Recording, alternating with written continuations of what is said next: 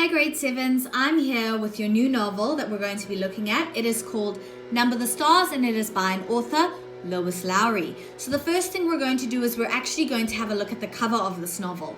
Now, as you can see, I've got it on my computer. I've handed out all the hard copies to all of the girls that are at school, but that doesn't matter because I've got the ebook on my computer so that we can discuss it. Now, the first thing we're going to look at is the colors of this novel. Now, if we have a look at it, it is pretty much blue and white, and there are many different versions of this, many different versions of the cover. This is my favorite one because there is an element of sadness here because of the use of the color blue. It alludes to the fact that during the novel there is some sadness that we will experience. Our characters will go through something quite sad, something that hurts them, something that is emotional and upsetting, which is very important to note because this novel is set during a time when many things were taking place that were unsettling. Now, if we have a look at the title, which is Number the Stars, most people tend to think when we say stars of nighttime, looking out at the stars, and when we say number it's kind of alluding to counting the stars. This is a complete misconception because Number the Stars here refers to the Star of David, which you can see in the background here. The Star of David is a Jewish symbol. It is a symbol of Judaism or the Jewish people. It is their particular symbol, just like Christians have the cross and many other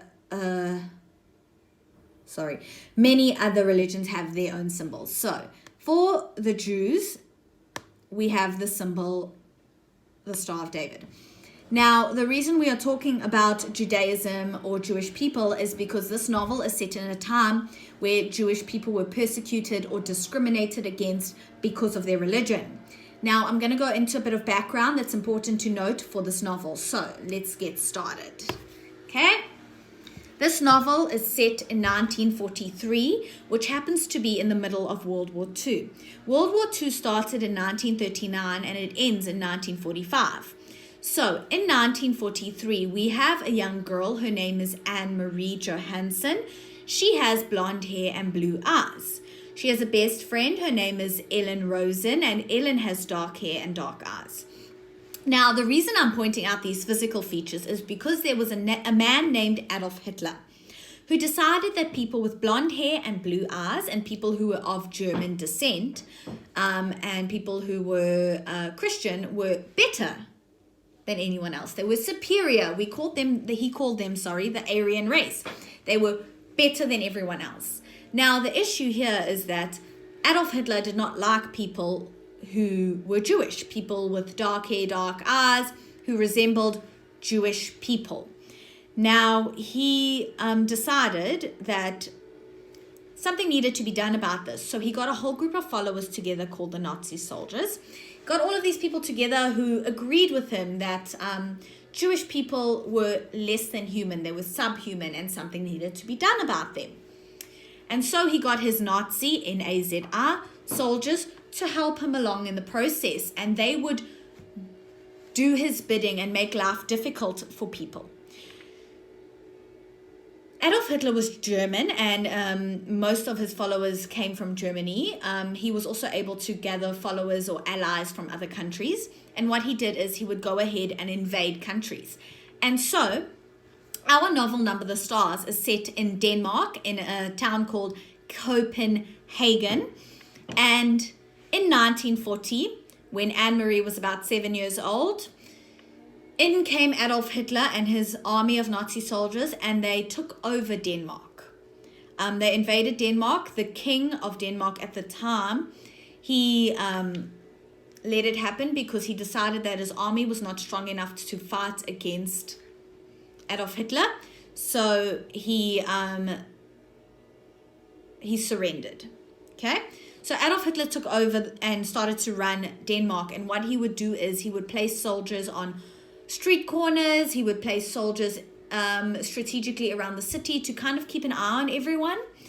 And eventually, when we lead up to 1943, where things start to get heated up, and he decides he wants to arrest Jewish people and put them in what we call concentration camps, where they would be prisoners of war. And the reality is, while they were in the concentration camps, many Jews faced extinction. What he would do is he would gas them so that they would die. I'm not going to tread lightly here. It is a real atrocity that happened in the world.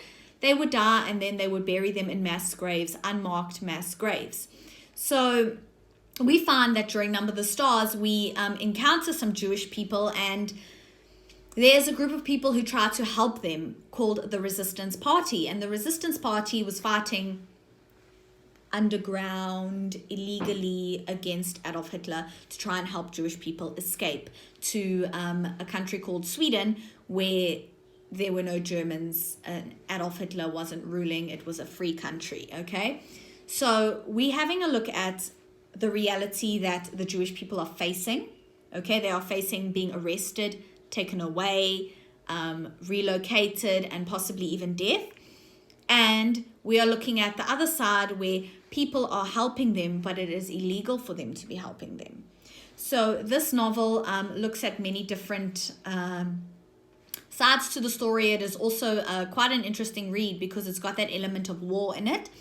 So during World War II, in 1943, in Denmark, Copenhagen, Anne-Marie Johansson, our main character, faces a real feat of bravery when she must decide if she is going to help her friend Ellen to escape. And that's what we will be looking at in Number the Stars.